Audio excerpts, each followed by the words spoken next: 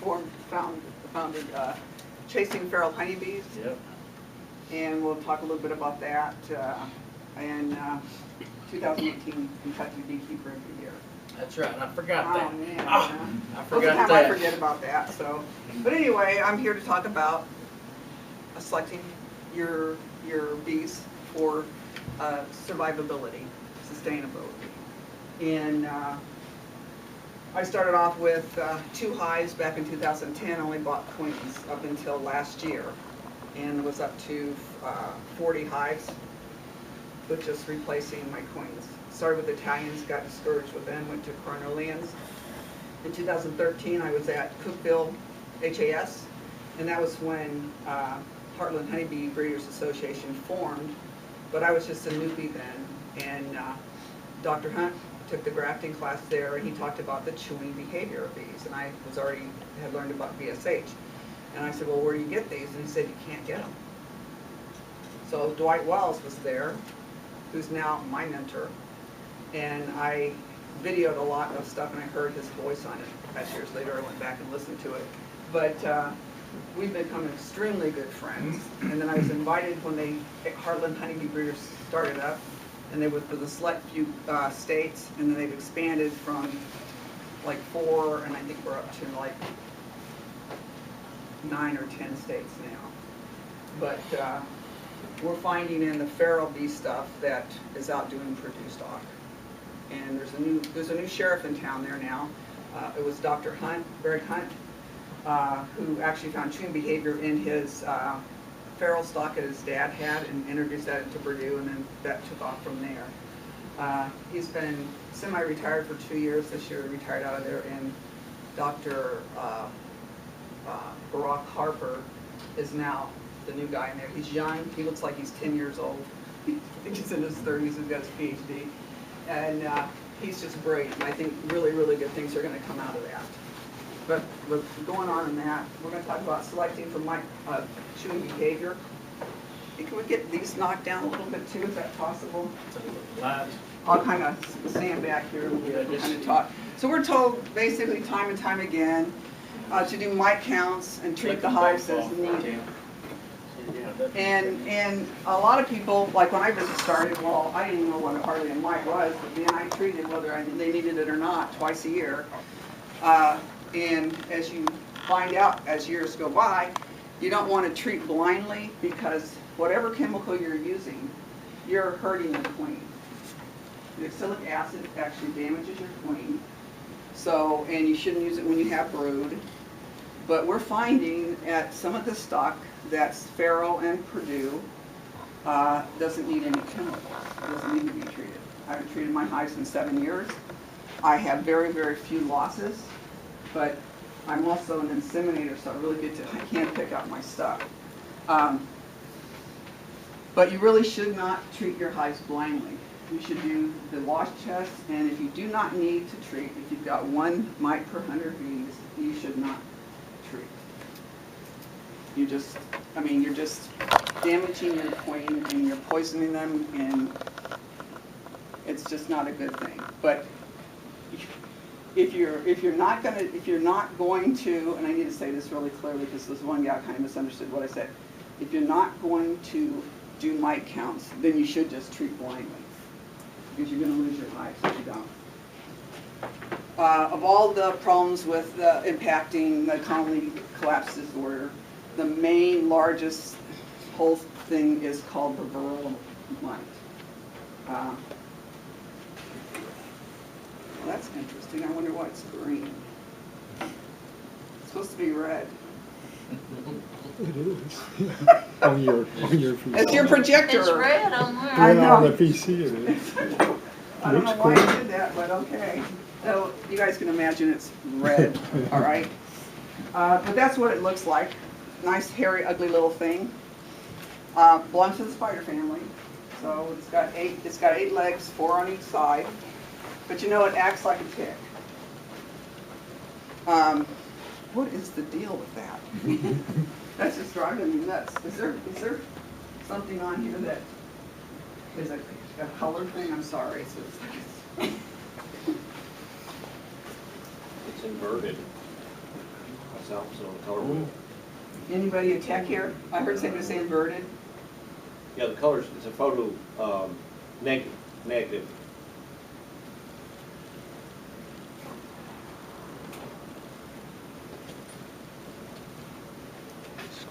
Let's get that tape up here, come on.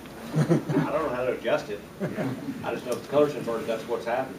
It's photo negative. Let's put a mode. No, that's not it.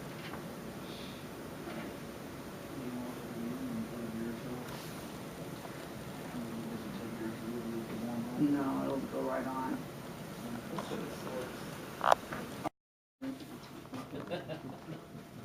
Okay, well, Mite's back up a little bit here. There we go. So, the largest whole reason most people lose their bees, other than some bacteria stuff, is the Varroa Destructor. And they are a member of the spider family. 4 legs on one side, 4 legs on the other side. And they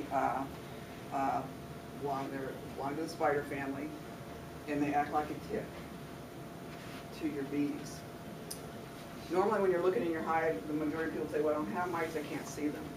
Well, most of the time they're on the underbelly. So they're not, you'll see them sometimes when there's a hive that's got lots of mites in it walking across their back or something, but the majority of them are carried under their belly. And of course in the cells. So why is the Varroa so destructive to the health of the honeybee? Anybody? They affect their immune system. Right, right. Because of course if it's allowed to go unchecked, it will destroy your colony. It absolutely will. It used to be sucks the bee blood, but in the last couple of years it changed to that they've done more research. It actually sucks the fat bodies out of the bee. And of course it's down in the cells here, and the mother mite goes down into the cell, lays the eggs, the male and the female, they breed, the male never comes out, or he does come out, but he dies rapidly.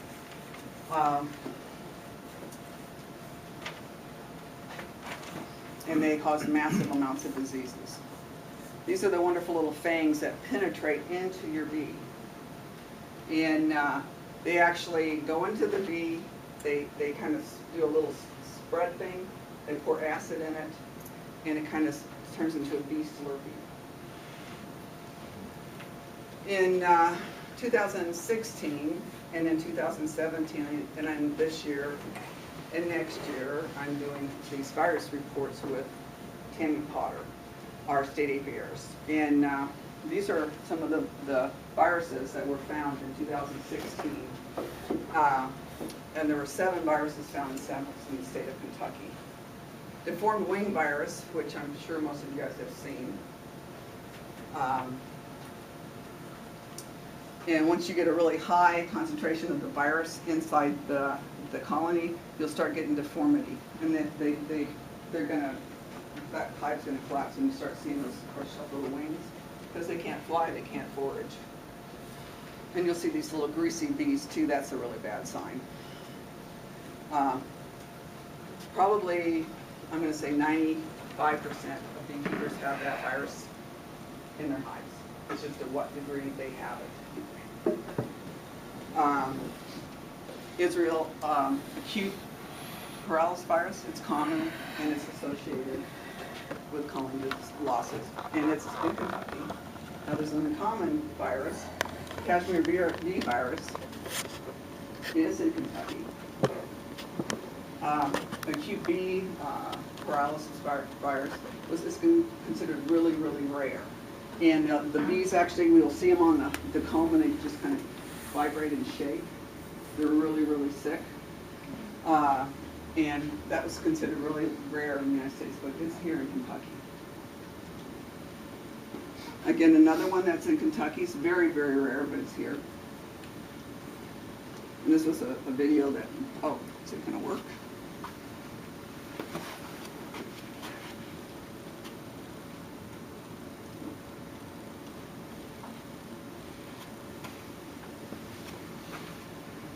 There we go. Now this is the chronic bee virus video, and you can see those are sick bees, hairless bees, shiny black, greasy looking. Those are sick bees. And you see the vibrating like that. Just think about the sickest you've ever been. You go to the hospital, you got the flu so bad you can't even make the toilet in your house, you feel shaky and horrible. That's the bee.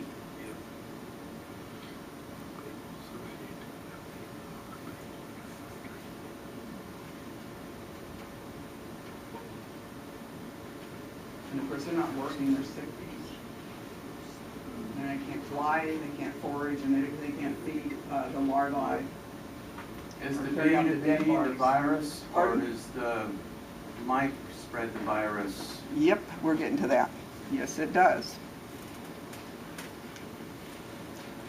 The brand new one that's not known in the United States, but they are absolutely on look for it, they expect it to be here, is the Varroa Destructor virus. It's a whole new virus that they have their eyeballs open for it, and they just expect it to be here, but not yet. So these are all in Kentucky now, and that's just a small sampling of USDA program that's gone through Kentucky. I don't know if it's available here. I know it's in Ohio and Indiana. Now these viruses are millions and millions of years old, and the only thing new is the Varroa Destructor, the mite. So those viruses have been there, there's just not been a way to transmit them. So the only control is to control the mite population. And when you go to the doctor and he says you have a virus, what does he give you to take home? Nothing. He says go home, rest, drink orange juice, blah, blah, blah. So you have a sick hive, and you kind of wonder where do those sick hives come, where does those viruses come from, and we're going to talk about that here in just a minute. But really once you have a sick hive, they're going to carry those viruses, and they'll have those viruses in their system as they turn over from, basically in the summer, 6 to 8 weeks, and there's a turnover. The queen doesn't turn over very often, and she'll carry the virus as well, and all the drones will carry the viruses. So let's see, how does the virus spread in the bee colonies? Well, they feed those beetles, don't they? You guys have had beetle classes where they'll corner the beetles, and they'll do their little antenna and fake it to the bees, and the bees go, oh, we'll feed you. So they feed the beetles. They also feed the drones. Drones, during breeding season, are welcome in any hive. They will, their flight time is limited to about 25 minutes. They'll gorge themselves with honey, and then they'll go fly out to breed. They have about 25 minutes to return. And if they can't get back to home base, they'll stop in any hive along the way, and those girls will meet them at the door, welcome them in, and feed them mouth to mouth. Now wherever that bee was nasty diseases, now that hive has those diseases. All right. I already told you an answer. I guess I need to read my thing a little bit better. How many times a day does bees feed a single larvae? Now, if you're watching the screen, you saw it. 1,300 times a day. So when your queen's laying and you she doesn't have enough food or enough nurse bees, you're rarely going to see larvae because they eat them. But the reason they're eating them probably is because they're starving, for one of the things, because there's not enough food in there. And they're dying because they're not getting attended for either no food, not getting fed enough, or they don't have the nurse bees, so they don't have the food, and they'll just eat the eggs, eat the larvae. And so 1,300 times a day. So anyway, let's kind of back up and compare ourselves to the honeybee. Honeybees feed each other mouth to mouth, and of course they bring in the nectar and they deposit it into the cells, and they feed each other. They feed the larvae. You saw 1,300 times a day. Every bee, and there's not one bee feeding them. All of them are feeding this larvae. So mouth to mouth. So I'm going to take this iced tea. I'm going to take a sip of it, and I'm not even going to be gross. I'm just going to hand it to her. And we're going to go all the way around the room, and I just got a horrible case of the flu. And everybody in this room is going to have the flu. And we're not even sharing it mouth to mouth. We're just drinking out of the same cup. So again, how do we compare how we live to compare to the honeybee? And a lot of this is, where do those viruses come from? How do they get here? Well, you can thank the commercial beekeepers for this. And the state agencies won't tell you this because they can't. It's not politically correct, but nobody pays me, so I can say what I want. I can spread the truth. This is a small holding area, and they're going out to pollinate oranges or blueberries or almonds or whatever.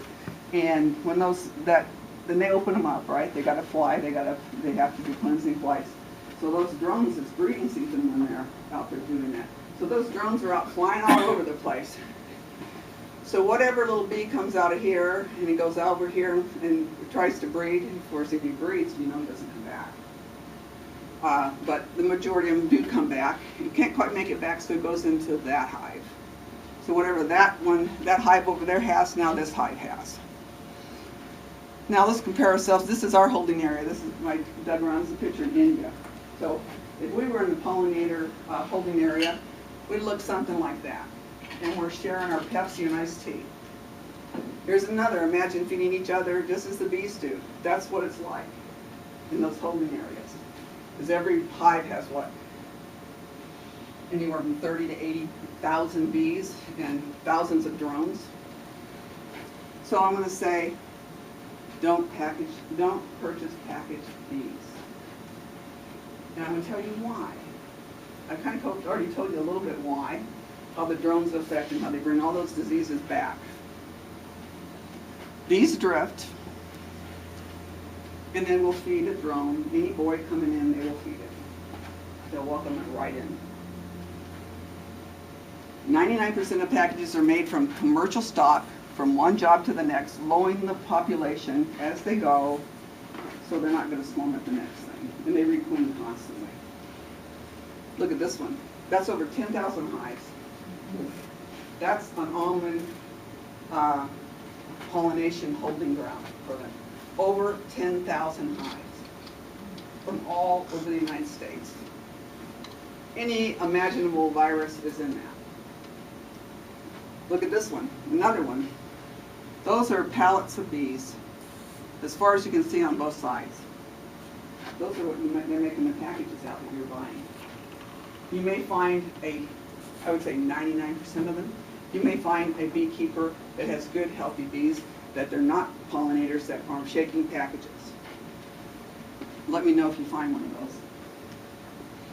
So here's how they kind of do it. They before they pack them up and go, they'll just take this little hopper and they go right down between the pallets of bees and they just shake them in.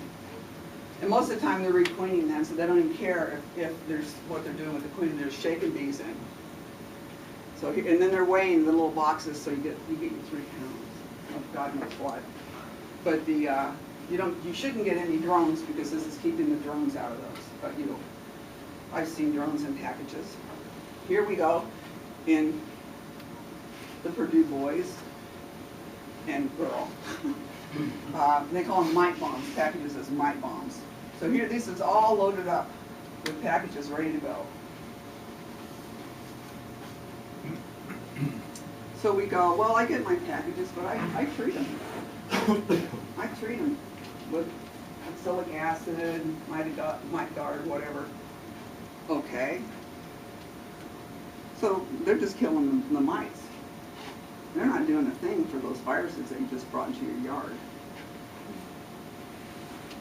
They do nothing to the viruses. But guess what? Those bees are going to be drifting. They're going to be producing boys, and your whatever you bought packages full of mites, they're going to come right in, and now your whole yard is going to have them.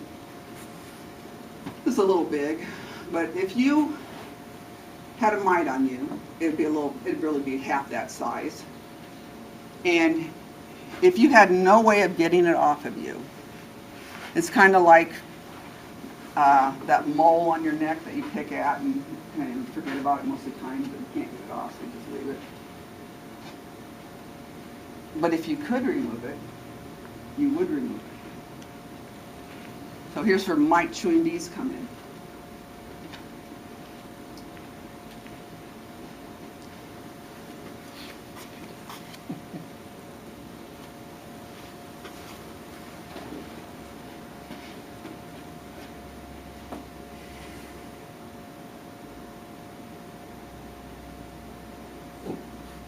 And when that mite gets on them, they go nuts. I've got another one where she walks over, picks it up on her leg, and she just goes, whoa, to get it off. So once the mite is damaged, it will bleed to death. It has no way to stop the bleeding, whether they chew every leg off or they just chew the toe off of one, it's going to die. So when I started off, BSH was the only thing that was available. So I went from Italian to BSH Italian. And these are behavioral traits that you can be bred for, whether it's a chewing or whether it's VSH. That's a behavioral trait that you can breed for. It is passed on from the mother. The mother, quote, does the housekeeping, keeps everybody clean. The aggressive behavior is from the drones. You know, Daddy's got his belt, be careful. So,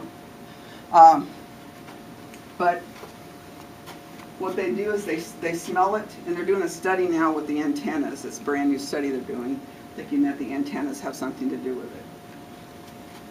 Antenna on the mite or the bee? On the bee, to sense or smell. Anybody see any, you see uncapping on you look at a brood pattern and you see little uncapping stuff? Little holes in your brood pattern. That's the BSH, they're pulling them out. But you're not going to see that on the drones. They don't decap a drone. But they will decap a worker, but you know, most of them lay in the drones, don't they? Now here is a video of BSH behavior. They're decapping a worker.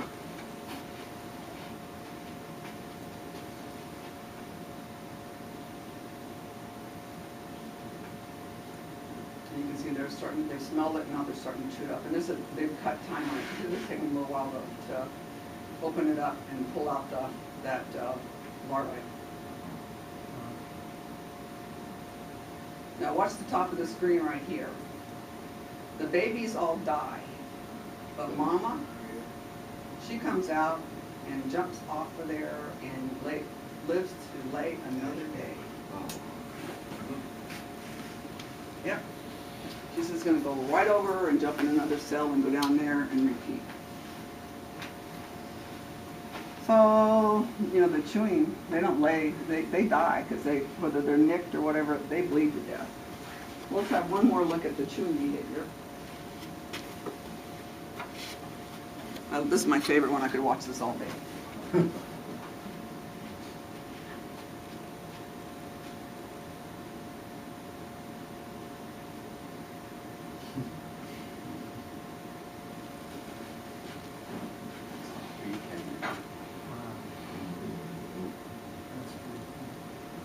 I think I even do slow motion. I kind of do it overkill, but I couldn't help myself. Now the one problem with any genetic behavior or trait that you try to breed for is that every time you breed it, you lose half that genetics, half the genetics, half the genetics. So here we have, this is what your breeder queen is. 100% drone side and queen side, 100%. So that's, you want to purchase if you're going for chewing behavior, you want to find your best breeder in the area that has chewing behavior. And there may be other people here that have chewing behavior. But at the end of this video, I'm going to show you how to find chewing behavior. But, so you have your breeder queen, and then you get a virgin, and then you open breed it, and then she has 50% of that. The next, you have 25%, and it goes down to nothing. One program that we're running in Kentucky, because I sell my virgins for $25, I sell my open bred for $50. But I sell something called a 48-hour cell. And they're all from 100% breeding stock. A 48-hour cell for $10. and there has to be an order of 10, whether the group gets it together, and an opportunity to get those genetics in your hive. If you, your club purchases one of these microscopes, or somebody in the club does, and you fine-tune behavior and the percentage, you have to do a whole percentage count, blah, blah, blah, to find out if it's a true top breedable queen. It should be over 50%. Some of the stock we have is at 85% breeding chewing. But then they get involved in the 48-hour cell and try to replace any non-chewing stock you have in your yard, and it's pretty cheap at $10 a pop. Here's Dwight Wells and I formed Chasing Feral Honeybees, and we started with sustainable genetic technology, and we kind of, he's got a whole network of boys up in Ohio that have feral stock, and I've got a network in Kentucky that has all this feral stock, and there's a couple other states. Purdue wants our stock, and we're furnishing them our stock. In Indiana, that's Indiana, and then Illinois is trying to work with us, but they don't have any numbers yet to work with us. So over the telephone, we're talking about something, and we come across, we're chasing those feral bees. Well, there's a great name, so that's how we came up with it. But right now, we're at year 2 or 3, and I am inseminating stock in the 80% chewing thing from queens from Kentucky, with drones from Ohio, and the vice versa, and West Virginia's into it. Jason Braggs is with us. We're also working with Central Ohio University with Dr. Hun May, and she's done a study where she went into Purdue and commercial stock and feral stock, and she measured the mandibles and found that the commercial stock has very long mandibles, and they're kind of, the original bee jaw was designed to form the wax, not to chew off a mite off of their body. The feral stock, they don't get treated, they don't get fed, so Mother Nature is very harsh, and what's survived from years now with the mite, as true feral stock, not swarm stuff from your neighbor or you, but true survival stock, has evolved to have a lot shorter mandible, shorter than Purdue's. They've formed to, all right, I did that, here we go. This is the mandible, it's part of the jaw. And the feral stock's much shorter. They've also, I've got to get Hun May to send me a thing, but this is also, it's not smooth anymore, it's jagged, so it can actually chew. A good sign that you've got a good chewing behavior in your hive is that they're chewing on the hive. Now, if they're chewing on the hive, it means they can take that thing hanging off of them and get it off of them. It just makes common sense. Again, there it is right there. So we're instructing how to catch swarms and check those swarms for chewing behavior. And we've got, right now we've got, Hun May's got microscopes all over Ohio. Kentucky Queen Bee Breeders Association's got these little microscopes all over Kentucky. We have a Varroa Destructor agent that we put these in their hands, and we're looking for those top chewing bees.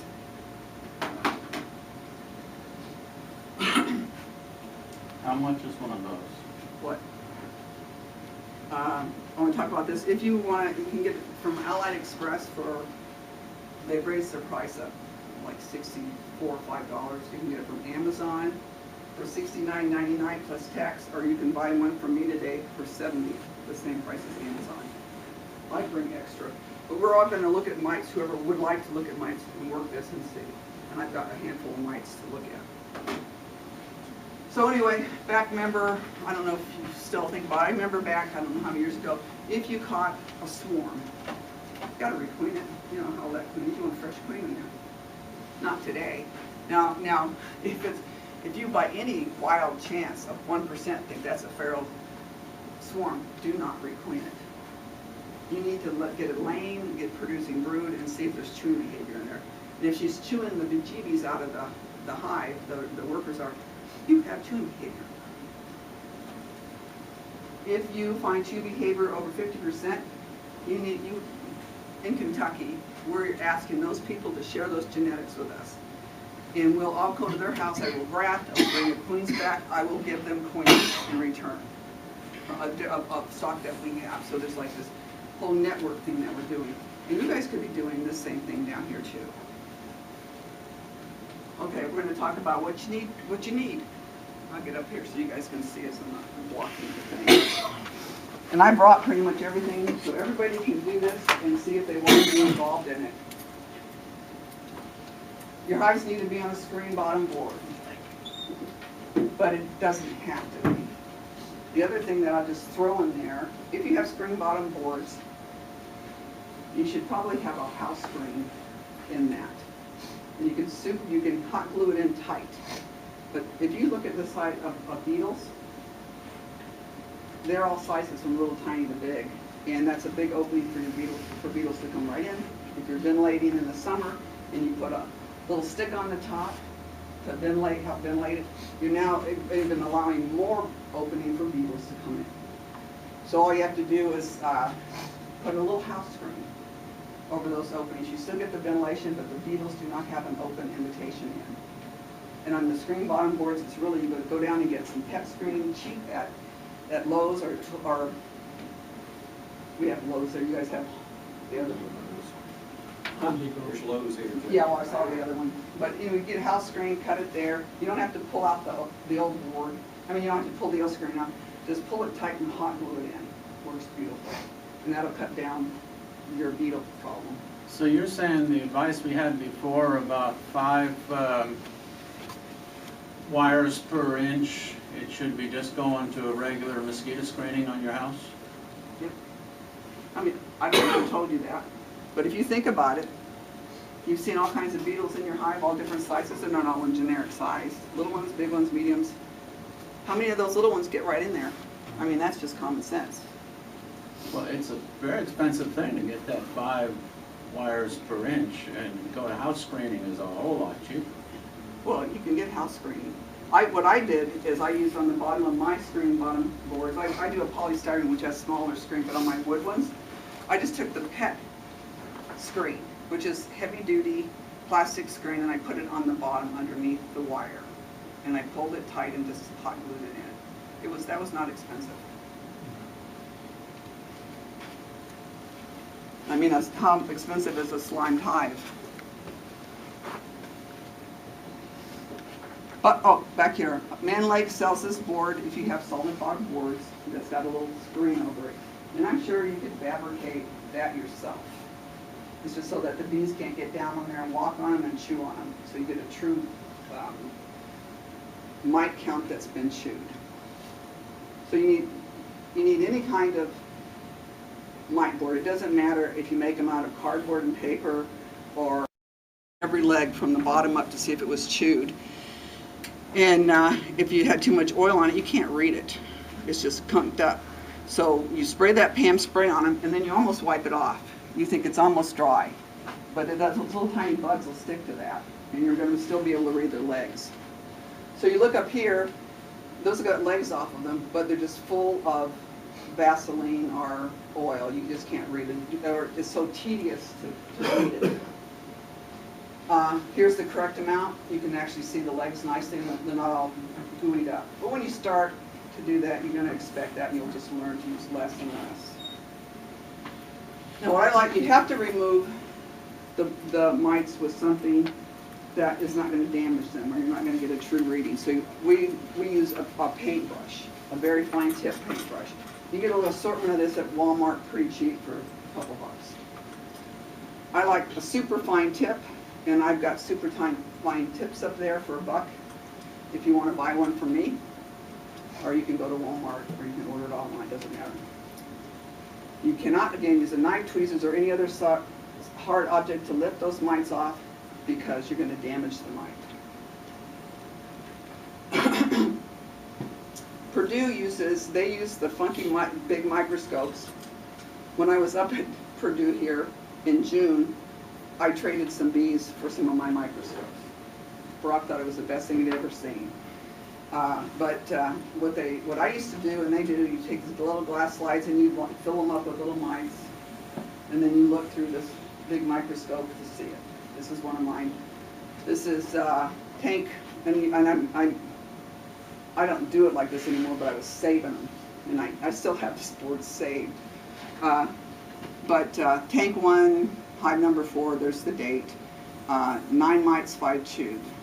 12 mites, 8 chewed. 9 mites, 7 chewed. If you're using a digital microscope to see mites on, you don't have to have a glass slide. You can have any kind of surface as long as it's not shiny. And the darker, the better.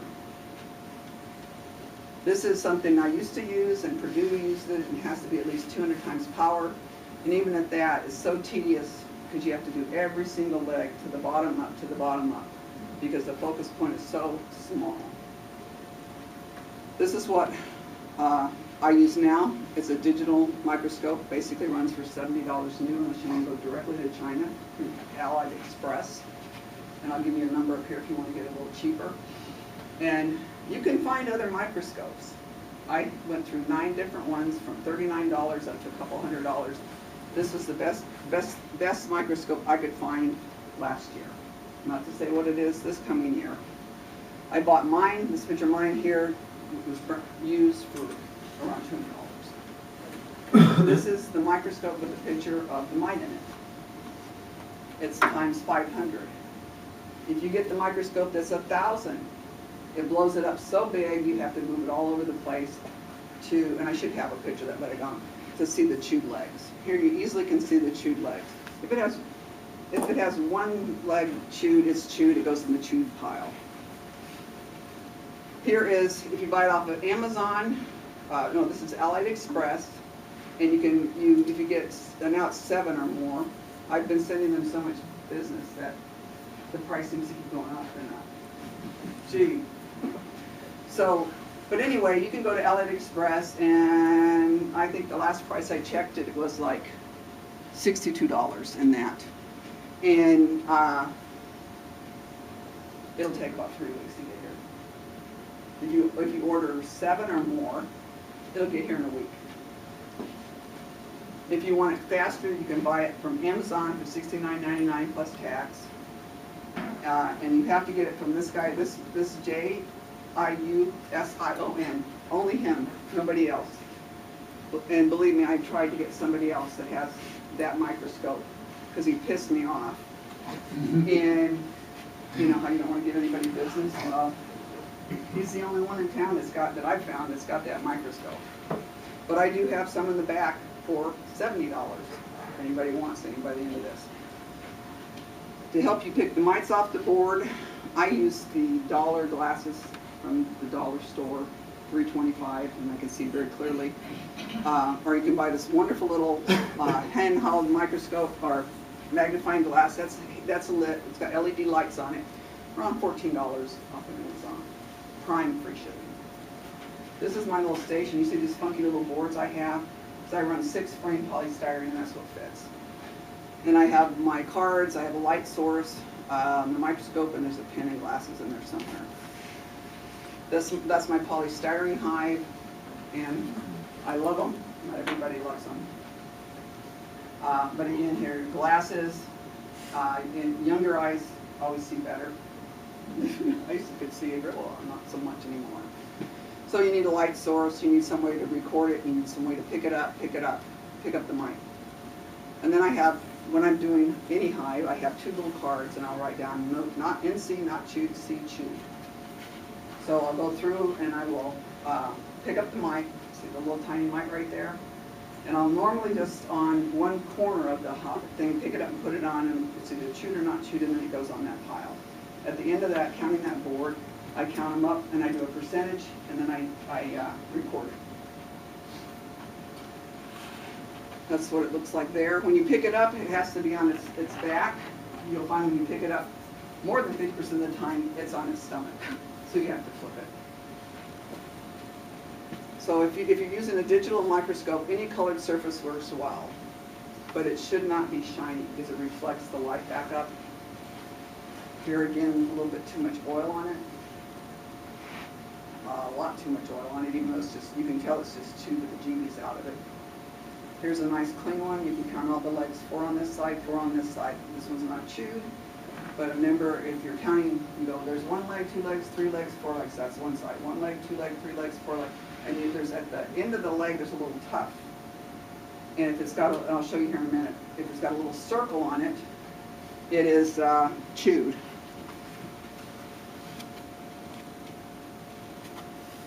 I was up in Ohio 3 weeks ago, collecting semen and inseminating queens, and Dwight was doing mite counts off of boards. This mite is, this leg's chewed off, and then I think one over here is chewed off.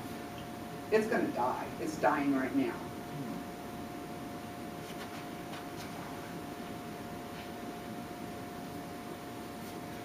Don't feel bad for it. No. Here I am, we're in this little camper. One of Dwight's friends has allowed us to use this camper as a lab. And I'm sitting there, Dwight's counting, I'm waiting for the drone to be late enough in the day to catch the drones. So I'm working off this board here, and I started taking pictures of all the mites off this one hive. I collected 13 of them, and out of 13, 12 were chewed. Remember the fangs that go into them? Stab, stab, stab. Here's, when I was looking through this, I picked all the chewed mites off, and I looked at this one little dead bee laying there, and I thought, well, this is interesting, and I put that scope down on there, and guess what I saw? Right there. And remember what I said, they stay on the abdomen?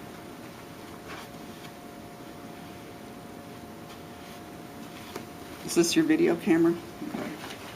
So, anyway, you'll watch this. You'll see the fat bodies come through here. He's sucking, even though this bee has not been dead very long, he's sucking the fat bodies out of that bee. I can see it. There's the bee. Wow. Want to see it again? Yeah.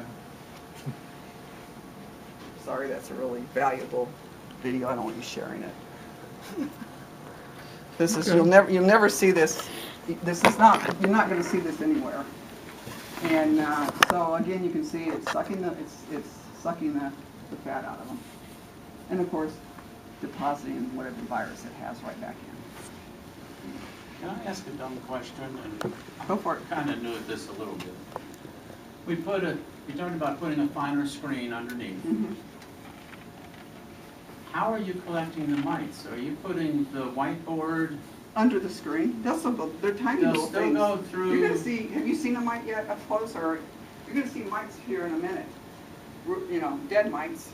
So the beetles won't go through, but the mites will go through the finer screen. You're gonna see how little those mites are. They're extremely small. Extremely small. Yeah. Okay, this is out of that same hive. They really went to town chewing this one. I grafted and got queens off of that hive. And again, this is the same hive, just chewed it, and they chewed some of the body off of it. This one I love. They just chew here, chew here, chew here. Die, MF, die. You know. Again, I'm just showing them where they are. And here's the interesting one: is this only one that's chewed is this one leg, and it's like a little circle. They have a little pad, and most of the time it has a little bit of debris on it. So you'll see a little hairy foot with some junk on the end of it. But if you see a little circle like that, that's chewed. And that goes in the chewed pile. Again, the mites are normally shiny looking, and they're oval shaped. If they're not dark, if they're a light colored, you don't count them. They're immature mites, and we just don't count those. Again, they're a little smaller what they look like on that, along with, you'll end up, when you first start picking up a lot of pollen, you'll get past that. Normally when you lay it down and you put it on the scope, you'll see this, and that's of course the back of the mite, and you have to flip it over. And again, you're going to count 4 legs on each side, and you're going to look for any chewing behavior. There's no chewing behavior on that one. Here's just another picture of all the legs where they got these little hairy tips on the end. Again, some way to record what's chewed and what's not chewed. And then keep a record of it, the date you put the board in. Like some of my hives I have to put the board in. Normally it's for 48 hours. And a friend of mine, Larry Young, has got the same sock I have, and he did just some chewing boards this last week. He had to have it in for several weeks to get any mites. He got one mite off of about 4 different hives, one mite each. So he says, well, I want to do a wash and really see what's in there. So he did the 300 mite wash, and they had one mite in it. So those bees were taking care of business. Okay, let's talk about how this microscope works.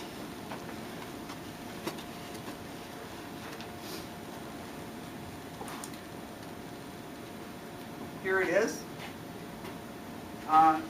It's digital, it's high definition. There is a little slot for a memory slot, and there's a way to put it into the computer, which I haven't figured out yet, because I haven't had the time to sit down with it.